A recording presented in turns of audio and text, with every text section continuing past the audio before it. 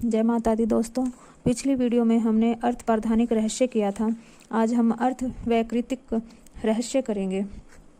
जय माता दी। ऋषि कहते हैं, राजन, पहले जिस सत्व प्रधान त्रिगुणमयी महालक्ष्मी के तामसी आदि भेद से 3 स्वरूप बतलाए गए, वे ही सर्वा, चंडिका, दुर्गा, भद्रा और भगवती आदि अनेक नामों से कही जाती हैं। तमोगुणमयी महाकाली भगवान विष्णु की योग निद्रा कही गई है। मधु और कैटभ का नाश करने के लिए ब्रह्मा जी ने जिनकी स्तुति की थी, उन्हीं का नाम महाकाली है। उनके 10 मुख, 10 भुजाएं और 10 पैर हैं। वे काजल के समान काले रंग की हैं तथा 30 नेत्रों की विशाल पंक्ति से सुशोभित होती हैं। भूपाल, उनके दांत और दाढ़ें चमकती रहती हैं। यद्यपि उनका रूप भयंकर है, तथापि वे रूप सौभाग्य, कांति एवं महती संपदा की अधिष्ठान है। वे अपने हाथों में खड्ग, बाण, गदा, शूल, चक्र, शंख, भूषुंडी, परिघ, धनुष तथा जिससे रक्त चूसा रहता है ऐसा कटा हुआ मस्तक धारण करती हैं। ये महाकाली भगवान विष्णु की दुस्तर माया हैं। आराधना करने पर ये चराचर जगत को अपने उपासक के अधीन कर लेती हैं। संपूर्ण देवताओं के अंगों से जिनका प्रादुर्भाव हुआ था, वे अनंत कांति से युक्त साक्षात महालक्ष्मी हैं। उन्हें ही त्रिगुणमयी प्रकृति कहते हैं तथा वे ही महिषासुर का मर्दन करने वाली हैं। उनका मुख गोरा, भुजाएं श्याम, सतन मंडल अत्यंत सवेत, कटिभाग और चरण लाल तथा जंघा और पिंडली नीले रंग की है। अजय होने के कारण उनको अपने शौर्य का अभिमान है। कटी के आगे का भाग बहुरंग के वस्त्र से आंगच्छित होने के कारण अत्यंत सुंदर एवं विचित्र दिखाई देता है। उनकी माला, वस्त्र, आभूषण तथा अंगराग सभी विचित्र हैं। वे कांति, रूप और सौभाग्य से सुशोभित हैं। यद्यपि उनकी भुजाएं हजारों भुजाएं हैं, तथापि उन्हें 18 भुजाओं से युक्त मानकर उनकी पूजा करनी चाहिए। अब उनके दाहिने ओर से निचले हाथों से लेकर बाईं ओर से निचले हाथों तक में क्रमशः जो अस्त्र हैं उनका वर्णन किया जाता है। अक्षमाला, कमल, बाण, खड्ग, वज्र, गदा, चक्र, त्रिशूल, परुष, शंख, घंटा, पाश, शक्ति, दंड, डाल, धनुष, पानपात्र और कमंडलू, इन आयुधों से उनकी भुजाएं विभूषित हैं। वे कमल के आसन पर विराजमान हैं, सर्वदेवमयी हैं तथा सबकी ईश्वरी हैं। राजन, जो इस महालक्ष्मी देवी का पूजन करता है वह सब लोकों तथा देवताओं का भी स्वामी होता है।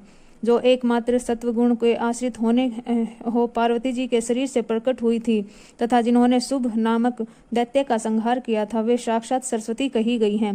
पृथ्वीपते उनके 8 भुजाएं हैं तथा वे अपने हाथों में क्रमशः बाण, मूसल, शूल, चक्र, शंख, घंटा, हल एवं धनुष धारण करती हैं। ये सरस्वती देवी जो निशुंभ का मर्दन है तथा शुंभासुर का संहार करने वाली हैं, भक्ति पूर्वक पूजित होने पर सर्वज्ञा प्रदान करती हैं। राजन, इस प्रकार तुमसे महाकाली आदि तीनों मूर्तियों के स्वरूप बतलाए। अब जगत माता महालक्ष्मी तथा इन महाकाली आदि तीनों मूर्तियों की अलग अलग उपासना श्रवण करो। जब महालक्ष्मी की पूजा करनी हो तब उन्हें मध्य में स्थापित करके उनके दक्षिण और वाम भाग में क्रमशः महाकाली तथा मां सरस्वती का पूजन करना चाहिए और पृष्ठ भाग में तीनों युगल देवताओं की पूजा करनी चाहिए। महालक्ष्मी के ठीक पीछे मध्य भाग में सरस्वती के साथ ब्रह्मा का पूजन करें। उनके दक्षिण भाग में गौरी के साथ रुद्र की पूजा करें तथा वाम भाग में लक्ष्मी सहित विष्णु की पूजा करें। महालक्ष्मी आदि तीनों देवियों के सामने निम्नलिखित 3 देवियों की पूजा करनी चाहिए। निम्नांकित 3 देवियों की पूजा करनी चाहिए। मध्यस्थ महालक्ष्मी के आगे मध्य भाग में 18 भुजाओं वाली महालक्ष्मी का पूजन करें। उनके वाम भाग में 10 मुखों वाली महाकाली का तथा दक्षिण भाग में 8 भुजाओं वाली सरस्वती का पूजन करें। राजन, अब केवल 18 भुजाओं वाली महालक्ष्मी का अथवा 10 मुखी काली का या अष्टभुजा सरस्वती का पूजन करना हो तब सब अरिष्टों की शांति के लिए इनके दक्षिण भाग में काल की और वाम भाग में मृत्यु की भी भली भांति पूजा करनी चाहिए। अब शुंभासुर का संहार करने वाली अष्टभुजा देवी की पूजा करनी हो तब उनके साथ उनकी 9 शक्तियों का दक्षिण भाग में रुद्र और वाम भाग में गणेश जी का पूजन करना चाहिए।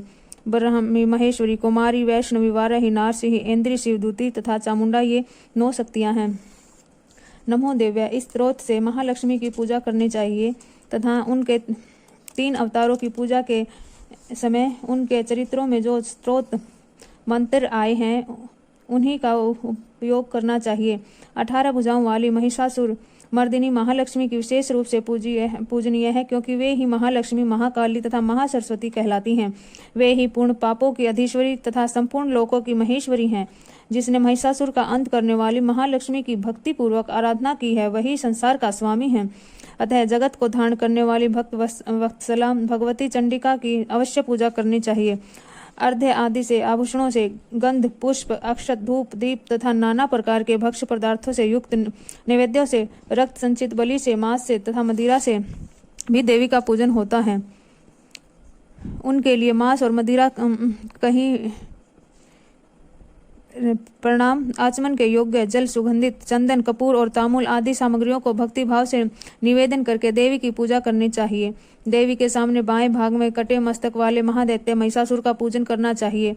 जिसने भगवती के साथ सायुज्य प्राप्त कर लिया है, उस प्रकार देवी के सामने दक्षिण भाग में उनके वाहन सिंह का पूजन करना चाहिए, जो संपूर्ण धर्म का प्रतीक एवं षड्विध ऐश्वर्य से युक्त है। उसी ने इस चराचर जगत को धारण कर रखा है। तदंतर बुद्धिमान पुरुष एकाग्रचित हो देवी की स्तुति करें, फिर हाथ जोड़कर तीनों पूर्वोक्त चरित्रों का भगवती का सत्वन करें। यदि कोई एक ही चरित्र से स्तुति करना चाहे तो केवल मध्य चरित्र से के पाठ से कर ले, किंतु प्रथम और उत्तर चरित्रों में एक का पाठ न करें। आधे चरित्र का पाठ भी करना मना है। जो आधे चरित्र का पाठ करता है उसका पाठ सफल नहीं होता। पाठ समाप्ति के बाद साधक दक्षिणा और नमस्कार तथा आलस्य छोड़कर जगदम्बा के उद्देश्य से मस्तक पर हाथ जोड़कर और उनसे बार बार त्रुटियों तथा अपराधों के लिए क्षमा प्रार्थना करें।